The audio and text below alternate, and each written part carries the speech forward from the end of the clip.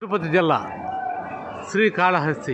శ్రీకాళహస్తి దేవస్థానం Trinetra guest house అన్నదాన సత్రంకి ఇది యథాళం అండి. శ్రీ మణికంఠేశ్వర ఆలయం యుగాల నాటిది. ఇది ఒక అద్భుతం. కానీ ఇక్కడికి ఎవరు భక్తులు రారు.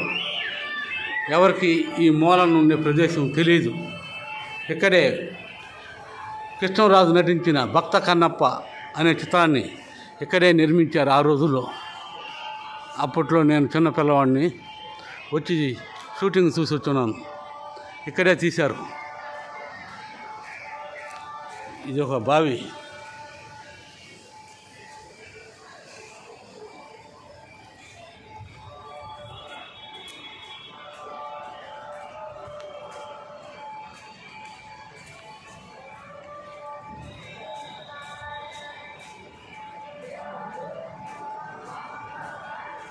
మన టయానికి ఇప్పుడే పూజారి గారు వెళ్ళిపోయారంట.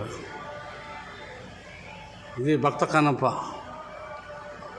అనే చిత్రాన్ని ఇక్కడే తీశారు.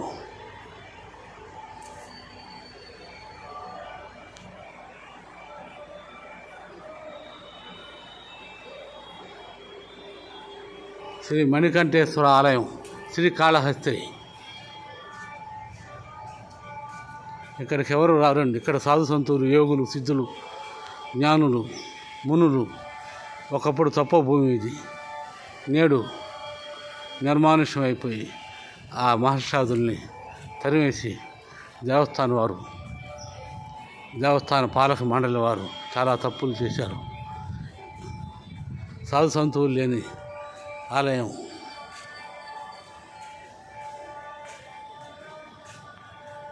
ఈయన రోమస మహర్షి, నవబ్రహ్మల్లో ఈయన ఒక బ్రహ్మ. చండీశ్వరుడు, అగస్త్య మహాముని. ఒకప్పుడు ఇదంతా సాధువులతో, మహర్షాదులతో లింగోద్భవమూర్తి.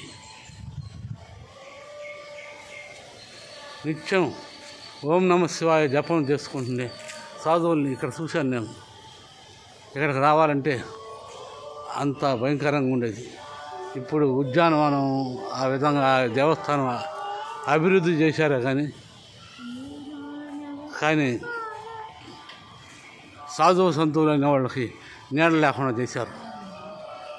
మహర్షులకి, యోగులకి, సిద్ధులకి ఇది ఒక నిలయం.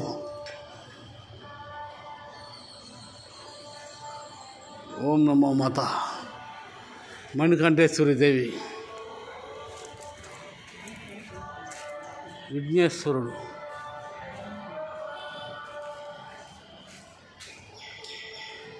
ఇది బ్రహ్మదేవుని గుడి.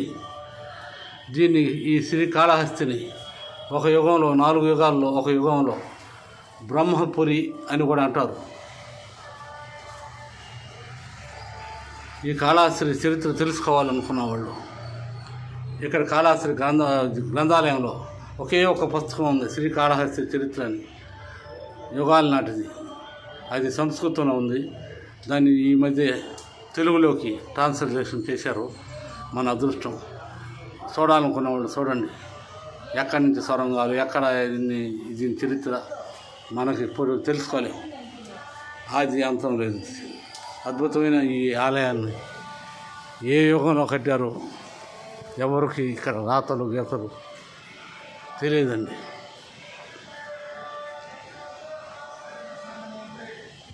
అంతా మహర్షులు, నాకు తెలిసి సాధు సంతులు, యోగులు, సిద్ధులు ఉండేది. వాళ్ళ దగ్గర ఏదో వాళ్ళ కాళ్ళు మొక్కి తుణవపణం ఇచ్చి ఒక్కొక్క జ్ఞానాన్ని, ఒక్కొక్క మంత్రోపదేశాన్ని పొందిన భాగ్యం నాకు కలిగింది. నేడు వాళ్ళని చూసే భాగ్యం లేదు. వాళ్ళని ఎక్కడికో తరిమేశారు. ఈ మహత్తరమైన ప్రదేశంలో, ఎవరు లేని ప్రదేశంలో ఇప్పుడు ఇది పొగడ వృక్షం అంటారు, దేవతా వృక్షం.